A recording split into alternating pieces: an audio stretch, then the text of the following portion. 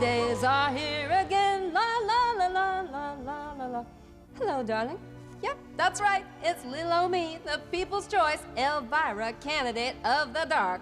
Yes, I have decided to throw my ring into the hat. On account of that's what us politicians do. So, anyway, you see this ring? You see this hat? Here goes. Bullseye.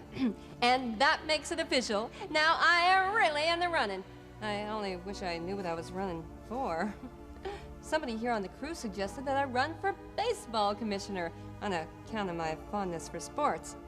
The sports I'm really fond of are the ones who spring for an expensive dinner and that good champagne. Whenever I hear Mum's Extra Dry, I say, hey, what about Elvira? She could use a drink her own darn self. But let's get back to the issues.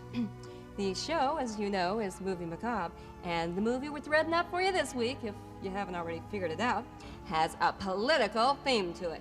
It's called The Werewolf of Washington. And it's all about this werewolf that just goes around terrorizing Washington, as in D.C., UC.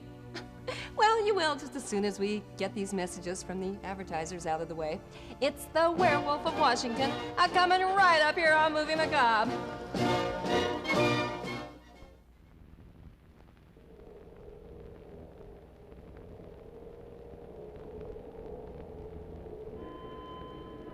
That it could happen in America. That it could happen now. That it could ever happen. So long, Captain Tidy, and may you always sail on clear blue waters. Gee, pulling somebody's chain is one thing, but flushing one down their toilet, that is another story. It's the quickest way I know to screw up the plumbing. And what an ingrate that guy Jack is. Or if you prefer the Hungarian, what an ingrate that guy Chak is. The old gypsy gal who should have been plenty teed off was willing to forgive and forget. Especially forget, like her lines. Willing to forgive and forget. She even gave Chak that swell pendant as a small memento of his visit to the old country. Okay, maybe the clasp on that chain was broken, and the only way to get that sucker around his neck was by pulling it down over those floppy ears of his. But how often do you have to take something like that off? And you know what they say about it being the thought that counts? Was a broken clasp any reason to flush that thing down the toilet? Was it? Boy, I tell you, it just makes my day when some guy comes along and kisses my hand. It's so continental. Why, where'd this come from? What's happening to me? First I found this living throw rug on the roof of my macabre mobile, and now my hand is turning weird. Oh, wow! Bathroom humor. Cheap bathroom humor. And for once, it ain't my doing. First, they took us into the executive John to watch the president taking matters into his own hands, like fixing the broken door to the stall. And that meatball of an astronaut. I mean, how much tang did he have to drink on that last moon mission? Take it to the moon, but don't bring it back with you. And Jack, that poor devil Jack, he thought that if he held a pair of shoes up to his head, he could pass himself off as a Democrat. Then he wanted that slightly deaf naval psychiatrist to accompany him to the men's room of the restaurant. It isn't manly, Jack. It just isn't manly. Did I say slightly deaf? What? What? What's politics got to do with this? What does the Pentagon have to do with it? The Pentagram! Gentlemen, the five-pointed star! What? Way to go there, Mr. President. Way to duck them questions.